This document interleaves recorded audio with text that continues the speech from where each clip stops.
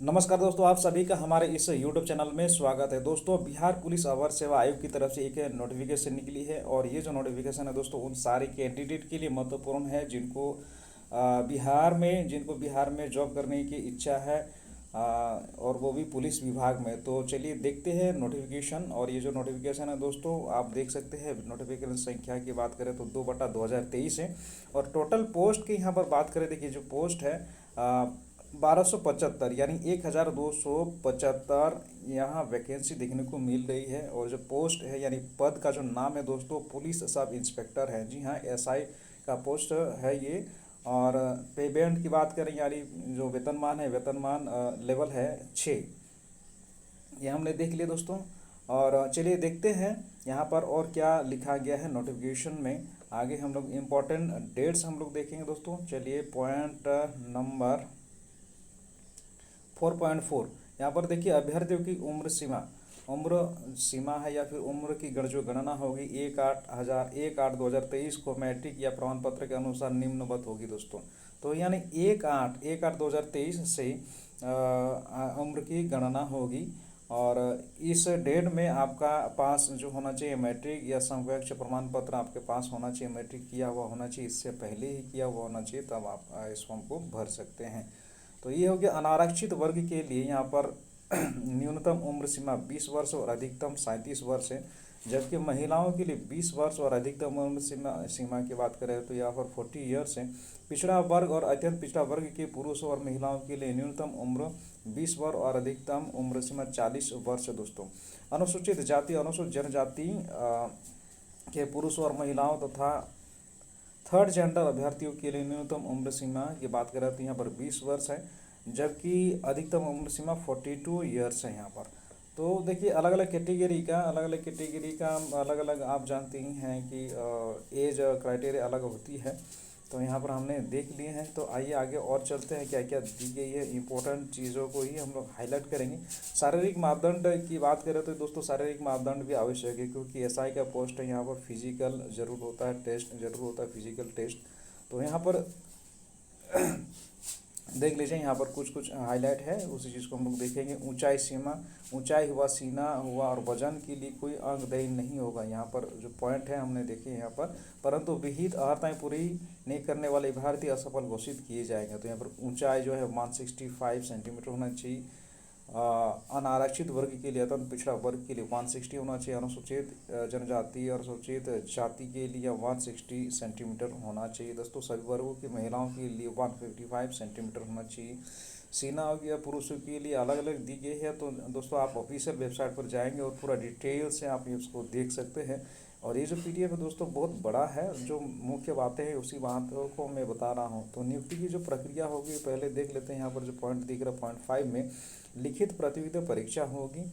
जहाँ लिखित प्रतियोगिता परीक्षा होगी, आवेदन पत्रों के संग्रहण के उपरांत आवेदन पत्रों की समीक्षा की जाएगी तथा जिन अभ्यर्थियों के आवेदन पत्र सही पाए जाएंगे उनके लिए लिखित प्रतियोगिता परीक्षा का आयोजन किया जाएगा। तो जी हाँ दोस्तों, आपको फॉर्म तो सही भरना ही है। जब तक आप सही फॉर्म नहीं भरेंगे तब तक आपको एडमिट कार्ड नहीं मिलेगी, तो बताने की बात नहीं है।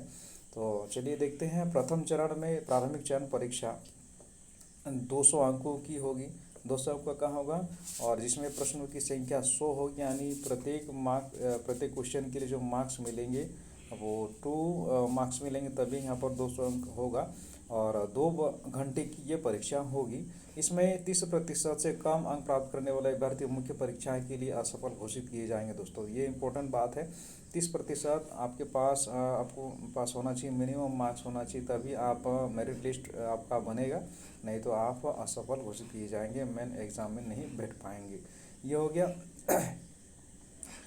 प्रारंभिक परीक्षा में प्राप्त अंकों के आधार पर रिक्तियों के 20 गुना सफल अभ्यर्थियों का चयन होगा। क्रमानुसार आरक्षण कोटिवार किया जाएगा। तो यहाँ पर देखिए दोस्तों 20 गुना सफल अभ्यर्थियों का चयन किया जाएगा। द्वितीय चरण की बात करें तो यहाँ पर द्वितीय चरण में प्रारंभिक परीक्षा में सफल अभ्यर्थियों को मुख्य परीक्षा में सम्मिलित होने का अवसर प्रदान किया जाएगा। मुख्य परीक्षा में 2 पत्र होंगे। जो मेन पेपर होगा, प्रारंभिक एग्जाम तो हो जाता है, उसमें सिलेक्शन के बाद मेन पेपर में होगा, यानी मुख्य परीक्षा में 2 पेपर होंगे दोस्तों। जिसमें जो प्रथम पत्र 200 अंकों का सामान्य हिंदी का होगा, और प्रश्न पत्र 2 में यानी द्वितीय पत्र में होगा आइए देखें, नीचे यहाँ पर दिया है, टाइम दिया है 2 घंटे का समय होगा और 100 प्रश्न होंगे, ये तो लिखा हुआ है। और इसमें भी 30% मार्क्स अनिवार्य है। पेपर 2 का बात करें तो यहाँ पर पेपर 2 नीचे दी गई है, तो इसीलिए मैंने थोड़ा सा स्टे ले लिया था। तो द्वितीय पत्र सामान्य अध्ययन, सामान्य विज्ञान, नागरिक शास्त्र, भारतीय इतिहास, भारतीय भूगोल, गणित, मानसिक योग्यता जांच से संबंधित होगा दोस्तों। तो ये आप कह सकते हैं कि एसएसटी टोटल जो है एग्ज़ाम होगा सामान्य ज्ञान का, ठीक है, नागरिक शास्त्र, भारतीय इतिहास, भूगोल, ये सब तो होता ही है, साथ ही साथ गणित और या रीजनिंग का भी आपका यहाँ पर टेस्ट होगा द्वितीय पत्र में। और 200 अंकों का होगा इसमें भी। और टाइम की बात करें तो 2 घंटे का टाइम होगा। और कुल संख्या क्वेश्चन की जो टोटल प्रश्नों की जो संख्या होगी दोस्तों वो 200 होगी, सॉरी 100 होगी।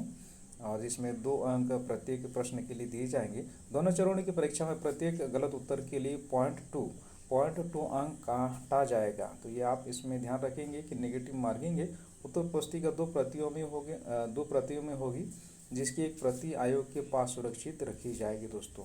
तो ये हो गया।